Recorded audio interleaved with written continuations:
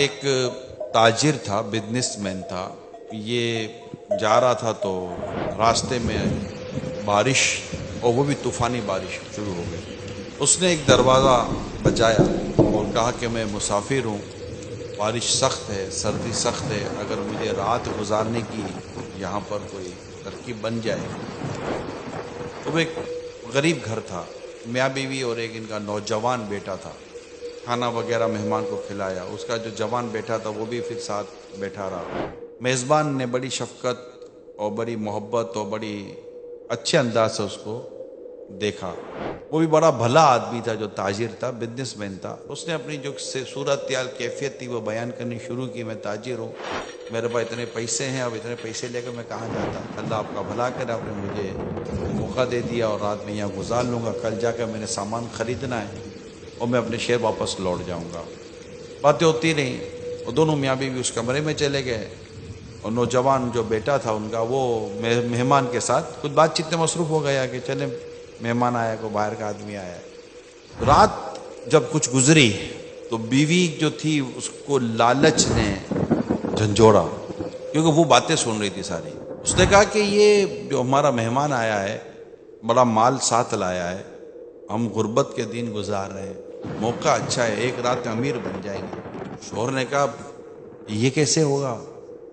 کہ دیکھ کب تک یہ دن گزاریں گے ہم؟ ایک آدمی چل کر آیا ہے، رات اندھیری، بارش، طوفان، کسی نے اس کو آتے دیکھا تو ہے نہیں. اگر ہم راتوں رات اسے قتل کر کے اس کی لاش ٹھکانے لگا دیں تو پیسہ اپنا. شوہر تھوڑا منع کرتا رہا اور بیوی اس کو اکساتی رہی. شیطان اپنا کام دکھاتا رہا.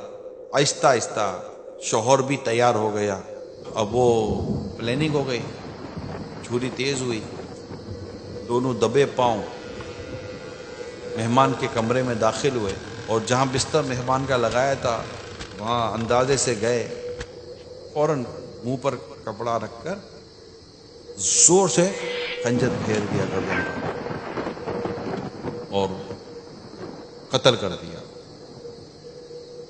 اب وہ بیوی پاؤں پکڑ کر گھر کے باہر، لاش ٹھکانے بھی تو لگانے تھی نا، گھسیٹ کر باہر نکالا. اس کو دروازہ کھولا اور جیسے ہی گھر سے باہر نکالا، کھلے آسمان کے تلے اچانک بجلی چمکی.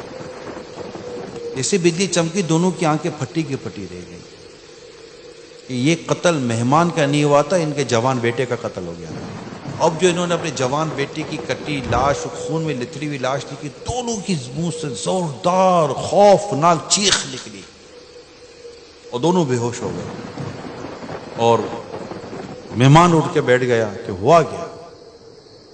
وہ بے ہوش، پانی ڈالا، ہوش میں لائے. ہوا یہ تھا کہ جب وہ میاں بیوی اپنے کمرے میں چلے گئے تو ان کا جوان بیٹا اور یہ مہمان آپس میں بات کرنے لگے. اچھا، اب جو جوان بیٹا تھا وہ مہمان کے بستر پر ہی بیٹھ کر بات کر رہا تھا. وہ بیٹھے بیٹھے اس کو نیند آ گئی. اب اس نے پسند نہیں کیا کہ اب یہ میرے بستر پر سو گیا، کوئی نہیں، اب چاہے بھلے بیچارہ سو جائے. تو اس نے اس کو کمبل ومبل اس کے اوپر ڈالی اور خود وہ سائیڈ میں آ کر سو گیا. اور مہمان کے بستر پر اس میاں بیوی کا جوان بیٹا سویا تھا اور انہوں نے اپنے ذوق میں تو مہمان کو قتل کیا تھا، لیکن لالچ نے اس کے بیٹے کا قتل کروا دیا. لالچ، وہ آپ سنتے رہتے لالچ بری بلا ہے. اللہ پاک آپ کو اور مجھے مال کی محبت سے محفوظ فرمائے.